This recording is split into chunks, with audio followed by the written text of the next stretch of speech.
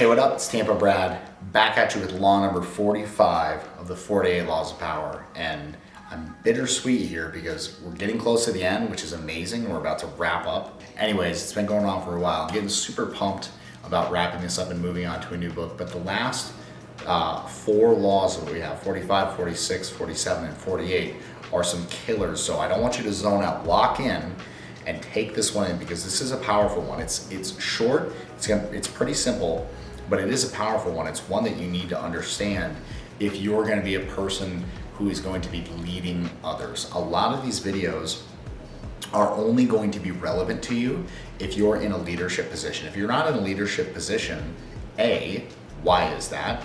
B, seek one out and try it out. And then C, figure out ways to be a good leader and to be better and to improve. Because if you're not improving as a leader, it's like Tony Robbins says, if you're not growing, you're dying. So, because there's always somebody who is looking to grow and they're going to replace you as a leader if you're not. So that said, Law 45, it is preach the need for change, but never reform too much at once. So what this law is basically saying is that people always love the idea of change. You know, it's probably 99% of people love the idea of change. It's literally what got President Obama elected to President of the United States, the highest office in the world, essentially. But probably about 1% of the people actually want to change. So think about that. 99% say they want change. That's my cat. I'll have her go down here. She's not happy about it. 99% of people say they want change. About 1% actually want the change. So what you have to do is that if you're doing something like, say you're seeking political office, you have to preach the need for reform. You have to be like, this has to change and that has to change. And we need to, revamp our healthcare system, and we need to do all these different things. But then when it actually comes to it, and this is the ironic part, if you change too much, people will get very unhappy with you. And there's actually a very good reason why this is the case. Humans are creatures of habit because we are built to conserve time and energy, okay? We are built in order to survive, not necessarily to thrive. Another Tony Robbins saying for you. And so our caveman brains, as I like to say, are built not to make us succeed in the year 2020 and beyond. They're made to make us survive in the year, 10,000 BC, when there are woolly mammoths and the cat that just jumped onto my lap was a huge saber-toothed tiger and could kill you.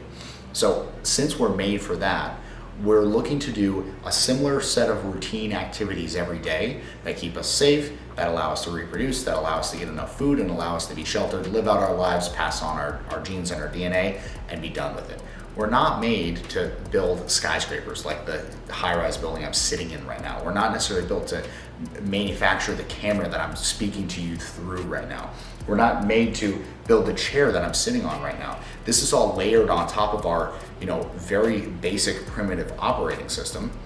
And if you understand that, then it will make sense to you that if you change too much inherently, if you're in a position of power, right? Because this is what we're going for if we're reading books like this. We're going for a position of power. That's something we want and something we want to take on.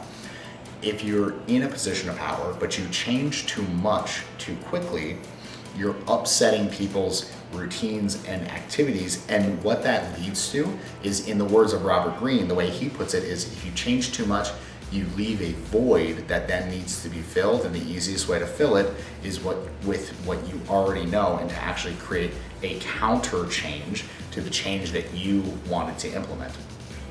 A great example of this would be the Enlightenment. After the Enlightenment happened, that's a big movement where it was like Leonardo da Vinci and a whole bunch of other Renaissance thinkers.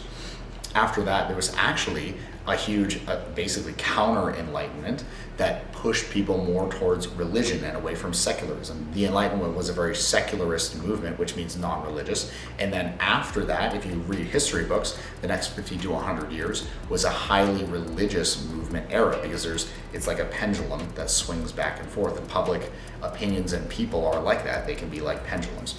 So if you create the cat's back, the saber-toothed tiger trying to eat me, if you create too much of a void, people will need to fill it with what they already know. So if you create too much change in an organization where you're a leader, you can create a void that then causes all the change that you made to be undone and ultimately unseat yourself from that leadership position because people feel you did a bad job, even though you just did what you said you were gonna do, right? And this is the confusing thing, is people love the idea of changing. They love that vague concept because it sounds nice, right? Like we all love the idea that we can do better because it still goes back to that caveman brain of, oh, there might be a way to do this better where I can spend even less energy and get even more out of it, which is great and that's amazing.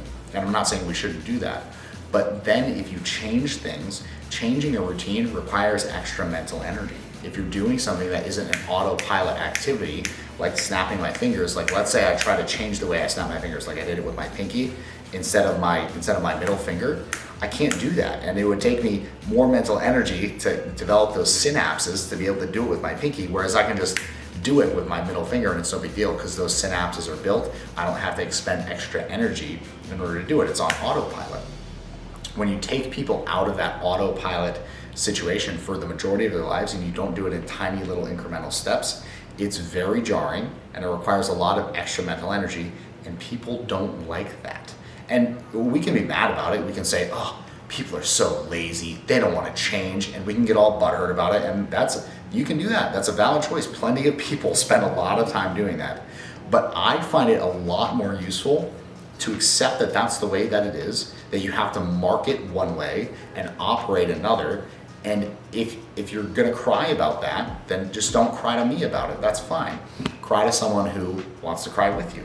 Winners don't want to cry with you, by the way. They just want to accept what is and move on. So that said, it can also make you feel as if, let's say you're in a leadership position and you want to advocate the need for, a vague or superficial change, but deep down you're like, I feel like I'm not really changing anything and I really want to. That's okay. Just realize that you have to do the change slowly. You can still do it. You can still really change things, but do it in a way that's intelligent, metered, and doesn't lead to huge dislocations in the people that are affected by the change, right? Because any good change is going to affect people, because if you're affecting people, then you're actually having a real impact. At the end of the day, the measure of our impact is not in things or objects. It's in how much we affect the people around us. So realize that in order to do it, you have to do it in little incremental baby steps. And I don't know that we necessarily used any examples from the chapter for this law. Oh, look at this cute cat. But I don't know that we really need to. I think that pretty much sums it up. So again, this is, we basically got 3 laws left.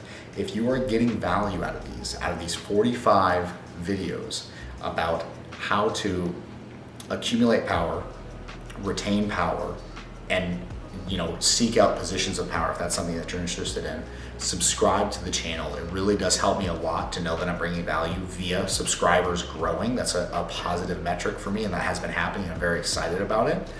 But if this is getting value, if this is giving you value, so hit the subscribe button. It really does help a lot. So also follow me on Instagram if you're not already. It's at Tampa Brad. Drop a lot of funny, hilarious memes and nuggets of value in there. You get both of those, the funny and the valuable.